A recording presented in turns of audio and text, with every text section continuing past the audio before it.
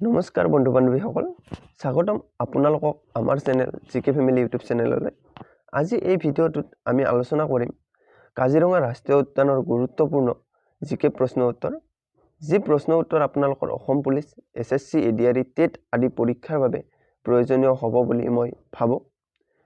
তেনেহলে বেছি দেৰি নকৰি আমি কাজিৰঙা ৰাষ্ট্ৰীয় উদ্যানৰ বিষয়ে আলোচনা কৰোঁ আজি যি আমাৰ কাজিৰঙা ৰাষ্ট্ৰীয় উদ্যান অসমৰ যে এখন প্ৰথমখন যি আছিল ৰাষ্ট্ৰীয় উদ্যান অসমৰ কি প্ৰথমখন হৈছে ৰাষ্ট্ৰীয় উদ্যান কাজিৰঙা ৰাষ্ট্ৰীয় উদ্যান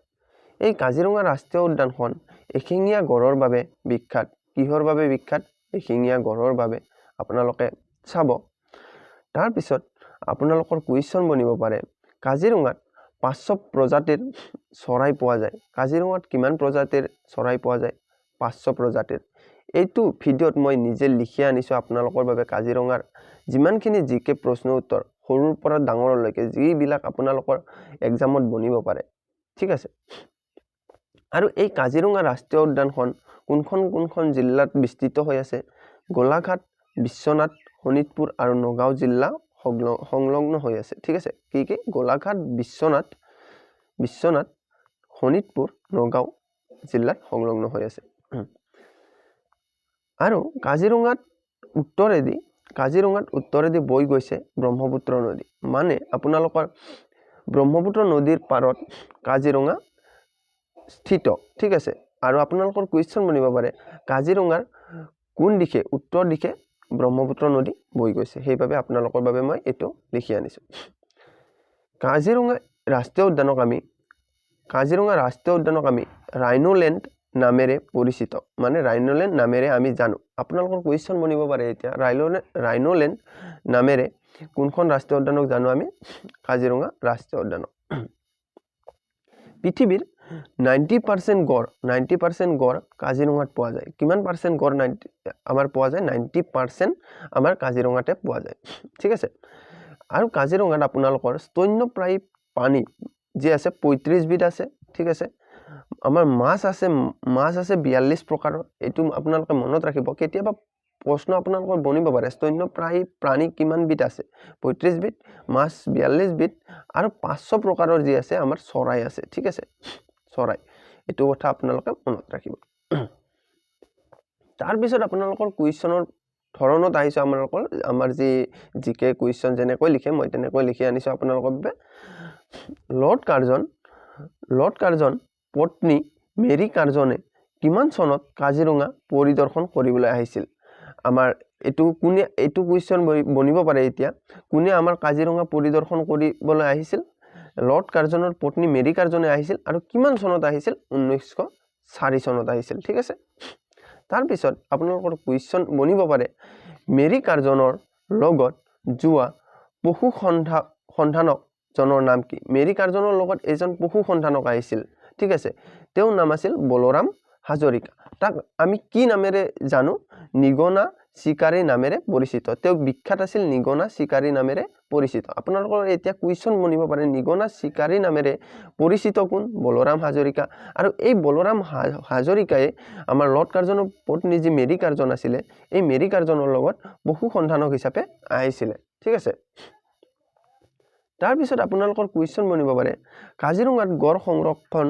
প্ৰক্ৰিয়া কোনে আৰম্ভ কৰে এই যে গড় সংৰক্ষণ প্ৰক্ৰিয়াটো কোনে আৰম্ভ কৰে লৰ্ড কাৰ্জন আৰু তেওঁৰ পত্নী মেৰী কাৰ্জনে এই যে গড় সংৰক্ষণ প্ৰক্ৰিয়াটো আমাৰ লৰ্ড কাৰ্জন আৰু মেৰী কাৰ্জনৰ পত্নীয়ে যি আৰম্ভ কৰে ঠিক আছে কিমান চনত কাজিৰঙাক সংৰক্ষিত বনাঞ্চল ৰূপে ঘোষণা কৰি ইয়াত চিকাৰ নিষিদ্ধ কৰা হয় আমাৰ যি এই সংৰক্ষিত বনাঞ্চল হিচাপে ঘোষণা কৰি যি আমাৰ চিকাৰটো নিষিদ্ধ কৰি দে 1908 চনত কিমান চনত 1908 চনত তাৰ পিছত আপোনালোকৰ আহিব পাৰে কিমান চনত কাজিৰঙাক মৃগয় বন হিচাপে ঘোষণা কৰা হয় আমাৰ কাজিৰঙাক কিমান চনত মৃগয় বন আমাৰ কাজিৰঙাৰ আগৰ নাম কি আছিল মৃগয় বন ঠিক আছে এটো কিমান চনত ঘোষণা কৰে 1916 চনৰ 10 নৱেম্বৰত এটো ঘোষণা কৰি দিয়ে কাজিৰঙাক মৃগয় বন হিচাপে ঘোষণা কৰি দিয়ে ঠিক আছে যদিহে আপোনালোকে এতিয়ালৈ ভিডিঅটো চাই আছে ঠিক আছে যদি আপোনালোকে ইয়াৰ পৰা কিবা শিকিব পাৰিছে ঠিক আছে তেনেহলে মোৰ চেনেলটো যি আছে আপোনালোকে সাবস্ক্ৰাইব কৰিব নাপাহৰিব যদি এনেকুৱা ধৰণৰ আপোনালোকৰ কুৱেশ্যন কাজিৰঙা ৰাষ্ট্ৰীয় উদ্যান মানাহ ৰাষ্ট্ৰীয় উদ্যানৰ ওপৰত ভিডিও লাগে তেনেহলে আপোনালোকে কমেন্টত ক'বলৈ নাপাহৰিব ঠিক আছে তেনেহলে আমি ভিডিওৰ মাজলৈ যাওঁ তাৰ পিছত আপোনালোকৰ কুৱেশ্যন বনিব পাৰে মৃগই বন সলনি কৰি কাজিৰঙা অভয়াৰণ্যৰ নাম কোনে নামকৰণ কৰে মৃগই বনক আকৌ সলনি কৰি কাজিৰঙা অভয়াৰণ্য নামে কোনে নামকৰণ কৰে 1950 চনত পিডি ষ্টেচিয়ে কোনে পিডি ষ্টেচিয়ে যে আমাৰ মৃগই বনৰ সলনি কাজিৰঙা অভয়াৰণ্য নামটো দিয়া 1900 কিমান চনত 50 চনত এইটো আপোনালোকৰ কুৱেশ্যন বনিব পাৰে পিডি ষ্টেচিয়ে ঠিক আছে তাৰ পিছত আপোনালোকৰ কুৱেশ্যন হ'ব কাজিৰঙা কিমান চনত দৰ্শনাৰ্থীৰ বাবে মুকলি কৰে কাজিৰঙাক যি আছে কিমান চনত দৰ্শনাৰ্থীৰ বাবে মুকলি কৰি দিয়া 1938 চনত যি আছে দৰ্শনাৰ্থীৰ বাবে মুকলি কৰি দিয়া তাৰ পিছত আপোনালোকৰ কুৱেশ্যন বনিব পাৰে কাজিৰঙাই কিমান চনত ৰাষ্ট্ৰীয় উদ্যান মৰ্যাদা লাভ কৰে কাজিৰঙাই যি আছে কিমান চনত ৰাষ্ট্ৰীয় উদ্যান মৰ্যাদাটো লাভ কৰে 1974 চনত 1 জানুৱাৰীৰ পৰা 1974 চনৰ 1 জানুৱাৰীৰ পৰা এইটো আপোনালোকে 1 জানুৱাৰী যে আছে এইটো আপোনালোকে ভালদৰে মনত ৰাখি দিব কেতিয়াবা এইটোৰ কাৰণে আমাৰ উল্টা পাল্টা লাগি যায় ঠিক আছে তাৰ পিছত আপোনালোকৰ কাজিৰঙাৰ আপোনালোকৰ মাটিকালি আমাৰ কাজিৰঙাত কিমান মাটিকালি আছে 946.75 বৰ্গ কিলোমিটাৰ 946.75 বৰ্গ কিলোমিটাৰ এইটো আপোনালোকে ভালদৰে মনত ৰাখিব এইটো আহি থকা দেখাই যায় তাৰ পিছত আপোনালোকৰ আমাৰ যে কাজিৰঙা তৃণভূমি যে আছে এইটো আছে আমাৰ 66.44% মানে 66.44% তাৰ পিছত জলভূমি আছে 5.58% ঠিক আছে তাৰ পিছত অৰণ্যভূমি আছে আমাৰ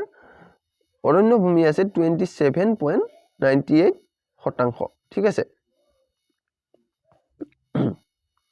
তাৰ পিছত আপোনালোকৰ কুৱেশ্যন বনিব পাৰে কাজিৰঙাৰ বিশ্ব ঐতিহাসিক ক্ষেত্ৰ ৰূপে কোনে কেতিয়া স্বীকৃতি কৰে কাজিৰঙাক যে বিশ্ব ঐতিহাসিক ক্ষেত্ৰ ৰূপে কোনে কেতিয়া স্বীকৃতি কৰে 1985 চনত ইউনেস্কোই যে আছে আমাৰ যে কাজিৰঙাক বিশ্ব ঐতিহাসিক ক্ষেত্ৰ ৰূপে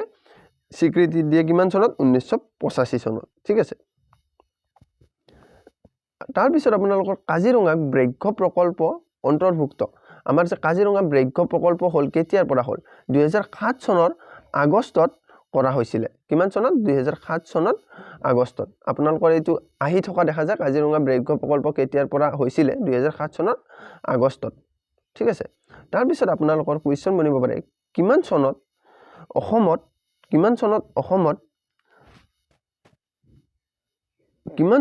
অসম চৰকাৰে ঠিক আছে কিমান চনত অসম চৰকাৰে কাজিৰঙাত গড় নিধন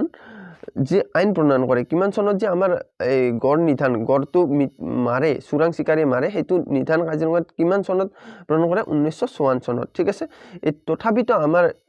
কাজিৰঙাত যে আছে গড় চোৰাং চিকাৰীৰ যে গড় হত্যা এতিয়াও কমা নাই ঠিক আছে